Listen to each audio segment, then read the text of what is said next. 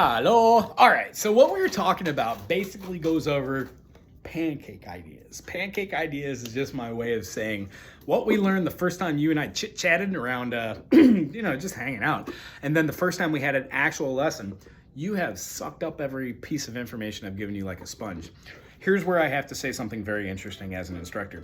The things that I have said are way over the top of what most people would have to learn. Nobody's gonna know that in the key of G major, when you've got a major, a minor, a minor, a major, a major, a minor, and then having a diminished, how do I do that?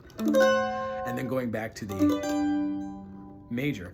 A lot of instructors, a lot of teachers, a lot of students don't even approach the concept of having a major to a minor as being a major first and a minor second. The lessons you're taking from me as far as pedagogy goes is a lot different than just learning how to play a couple of different chords. It's using the chords that we have in different fingerings so you're not bound by the constructs that would normally be taught in other lessons. The reason why these seem very interesting is because they're arbitrary. You have 4 fingers, there are 4 frets.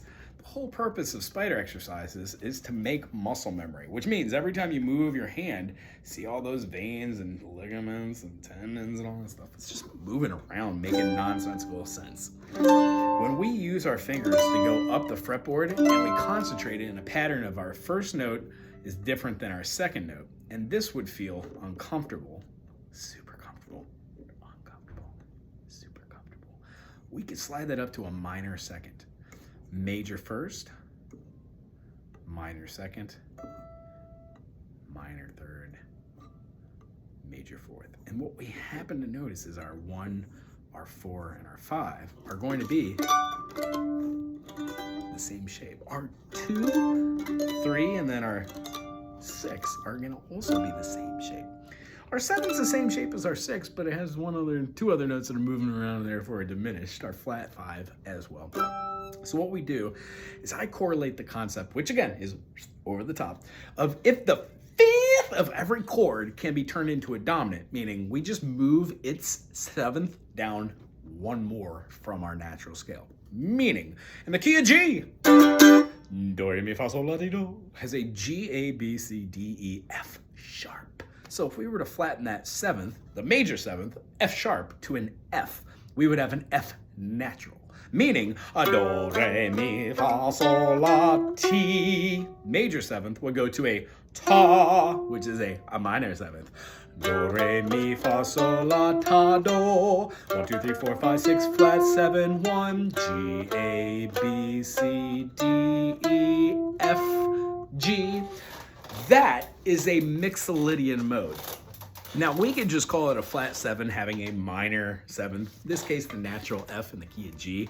But if I were to say a double flat, would your brain associate G, A, B, C, D, E, F as being your minor, and then E as being your double flat from your... We don't call it a double flat. The reason being is it's very wordy, plus it's so super annoying to write this down. Imagine if I called D sharp, I would have F double sharp, because I would have to say D sharp, E sharp, and E sharp is essentially an F. And then because we would have the F, we can't just say F sharp, because right after F, then F sharp would be a minor third. So we would have to have a F double sharp to make a G note, and see how we're already in the explanation of this and it sounds crazy. So what we like to do is we like to associate the concept of, yeah, you can, but why? So I would not say things twice to you. So when saying the words out of my mouth, I don't say G double sharp, G quadruple sharp. I say G, A, B, C, D, E, F sharp, G. Now, granted, if I were to take G, A, B, C, D, E, and then have F sharp, G, just like a quick spider exercise there, I could have 1, 2, 3, 4, 5, 6. Ooh, look at that. That's a minor 7. major 7, root. There's another minor 2nd after the root. So what is that in correlation? That's a flat 9. Why? Here's our root, flat 9, 9. Here's our 10, but our 10 we don't call 10. We call that a flat 3 and a natural 3, or a minor 3rd, major 3rd. After that, we would have our 4, augmented 4, 5, augmented 5. Here's our minor 6, minor 7, major 7, and then if you did it right, you're at the octave again to have that root. So the reason why we learn how to go open G string, A, B, sorry, E, F sharp, G, A, B, C, D, E. We can hear the difference between that minor function and then the major function going vertically. Well, when we go horizontally, it should basically do the same thing. So that's the long-winded explanation on where we are musically. You know your chords for a full 7-note scale in the key of G. That means, G, A, B, C, D, E, F sharp diminished, G. At this point, I just did G major. G, A, B, C, D, E, F. Where is it? F. Or this finger, F, then G, F, G. If you could do that in 3 other chords, you are sitting pretty. Try doing it in C. C major, D minor, E minor, F major, G major, A minor, B diminished, and C. I'm not going to tell you what that was, but it should look like a G, G major, G dominant 7 is the same as a B diminished. If the 5th in every chord made into a dominant by taking the root, dropping it down a whole step to its dominant note, you quite literally can see how the spelling of each one of these can be done from your sheet of paper. If you go to the key of F and you look and see your 1, 3, 5 in the key of F major, you have an F, A, C. If you take that F, A, C and flatten your mediant, the 3rd, you get a F minor. So when playing this, F major, you've got an F, you have an A, you've got a, what is that, D, D, D, F right here, F, F, F, and then down here, you've got another C, meaning this A you cannot flatten because it's already open, which means, can you play F major to an F minor using this finger positioning? And the answer is kinda. You have to move a finger around. Which one of these was your A note? It's this one. Well, which one of these is your A note here? Cool. So to have an F minor, you quite literally have to play the first fret to get that A flat, get the F, and then to get the C right here. You can't have the open A with the A flat because that is a diatone. So what we do is we learn how to put our fingerings in different positions due to the teeter-totters. So here's the long-winded explanation to sum up where we're at musically as far as chords. If you can play a G major, you can play a G minor, you can play a G sus or a G sus, you know major, minor, sus4, and sus2. That is 4 types of G chords. The next one, you would have a G or another form of the G sus. A G major with an A up top is still a G2, a G sus, or a G with a C up top is still a G. So what we have is a way to kind of have multiple inversions where we put our fingers where the lowest note of that chord changes the way that we spell it. So an A minor, played right here, as we know, has the lowest note of an A. G, G sharp or A flat, A. However, if we take that same chord, get rid of that lowest thing, put these same 2 notes right here, and then we put the lowest note right here, we have way different G, A, B, C, D, E. So if I play an A minor, but I've got an E in the bass, this is an A minor 2nd inversion. Why? The first inversion leads with the C natural, which is the minor 3rd of A minor.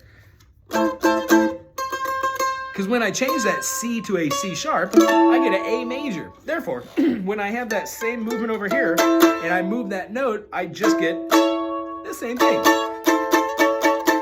So would you like to play an A major?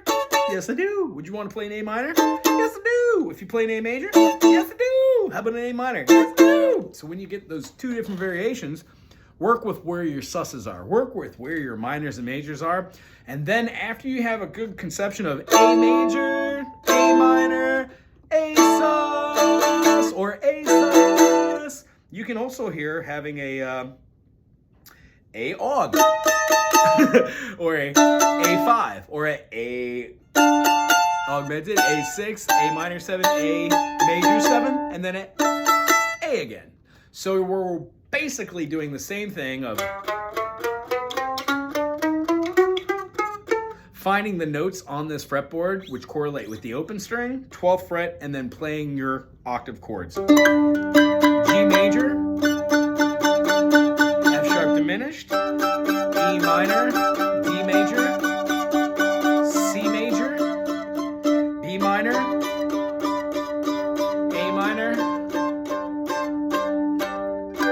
G. When we're playing a song like a progression, the chords that we just played for our 1, 2, 3, 4, 5, 6, 7 dictate where we're at. So G to A minor, to C, to D, to D7, quite literally is a 1, 2, 4, 5, 7. Why? G is my 1, A is my 2, B is my 3, C is my 4, D is my 5, E minor is my 6, F sharp diminish is my 7, and then my 1. So I had a 1, 2, 4, 5, 7, 1. That's that progression. If you can play it forwards, G, A minor, C, D, D7, you would quite literally play it backwards.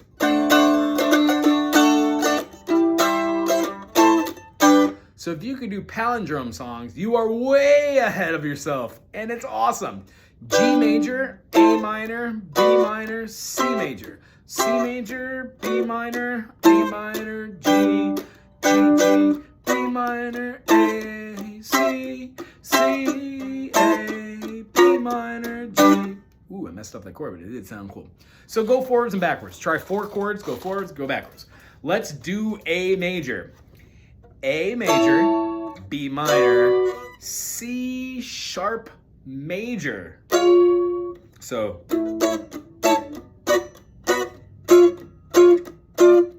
yuck. A major, B minor, C sharp major. Where is that? Right here.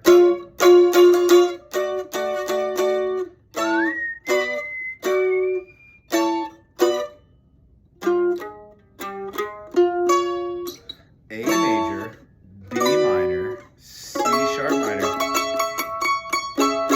D major, E major, right? That's our 5th. That's going to be our 7th when we make it into a dominant. So E, F sharp minor, then we're going to bring it back to the E and throw the dominant in.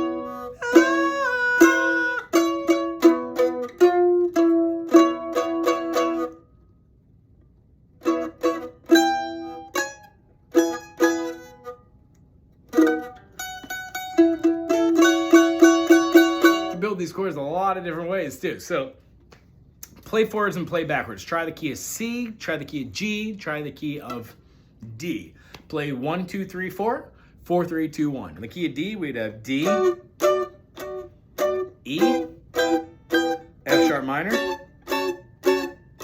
G, then G, F sharp minor, E minor, and then D major.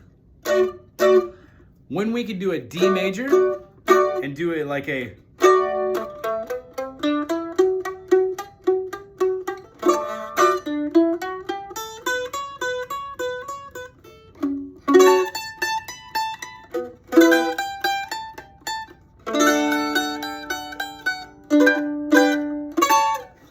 what we've just done is exhibited. We can play a D major, an E minor, an F sharp minor, a E minor, a G major, a G major, a D major, a G major, A major, back to G, back to C. What happens is we find ourselves finding relative chords. You find notes that do work and notes that don't. And then one of the final little caveats we chit-chatted about today is just being able to use moving chords, passing chords. In a G, C, D, G, the rhythm I have is like a, so a down, down, up, down, up, down, down, up, down, up, down, down, down, down, down, down. It's a little bit faster, but the slower version is down, down, up, down, up, down, down, rest, up, down, up. So get this hand going with a good old-fashioned gait. 1 and 2 and 3 and 4 and down, down, rest, up, down, up, down, down, up, down, up, down, down, rest, up, down, up. When we speed that up, we've got down, down, up, down, down, rest, up, down, down, down, rest, up, down, down, rest, up, down, down, rest, up, down. About that speed, right? And we throw back G in there.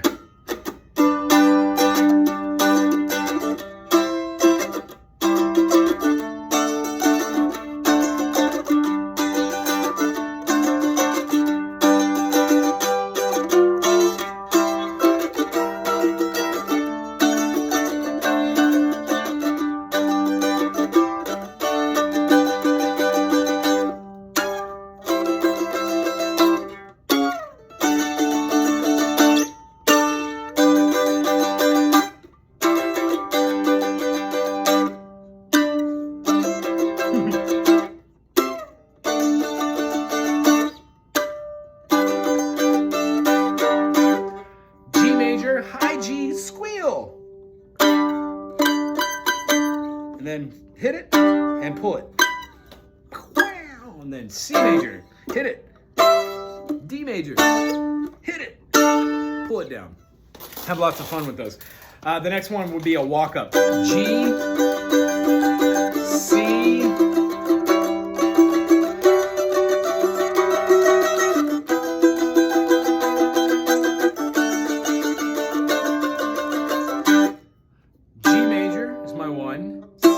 my 4. I've got a Ogg C4, which is basically a lending moving tone.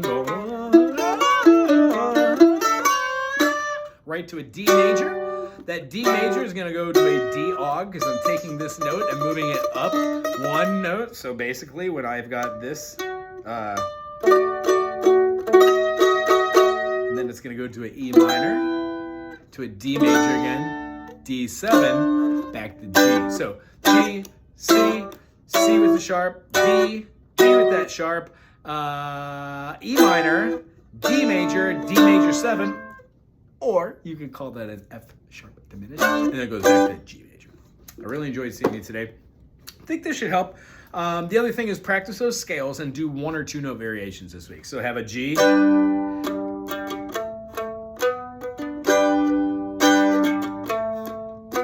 This has a 3 note variation. G, A, B, A, B, G, G major, B, B, A, G, B, B, A, G, A, B, G, G, A, B, and then switch it up. Do B, C, D, G, B, C, D, G, B, C, D, E, ooh, B, C, D, C, D, C, B, B, D, D, E, F sharp, F, also helps us sing with that stuff though. So the correlation between this is we were just basically moving the G major and then using the 3, 4, 5. If I did a 4, 5, 6 or a 4, 5, flat 6, which should have an Ogg 5, what we'd be doing is just hearing the different intervals. So a good thing to do is like a G, G sharp, G, A, G, B flat, G, B, G, C, G, C sharp, G, D, G, D sharp, G, E, G, F sharp, G, G. And hear each one of those minor seconds in correlation to the 1. And then, this is above and beyond, hear each one of those minor seconds in correlation from the 2. And then the 3. And then the 4. All this does is it gives your brain muscle memory on how to hear the intervals. But as I said, way over the top. All we really need to do is hear the G major and work on a couple different notes. Knowing that the F sharp is in a major scale, and then when we flatten that to the natural, then it's also in a major scale because it has that major third, but it has that flat 7. The Ta, 7, flat 7. G, A, B, C, D, E, F natural, G. The only other major we have would be the Ionian Do, Re, Mi, Fa, Sol, La, Ti, Do, but we have a raised 4, so we'd have G, A, B, C sharp, D, D, E, F sharp, G.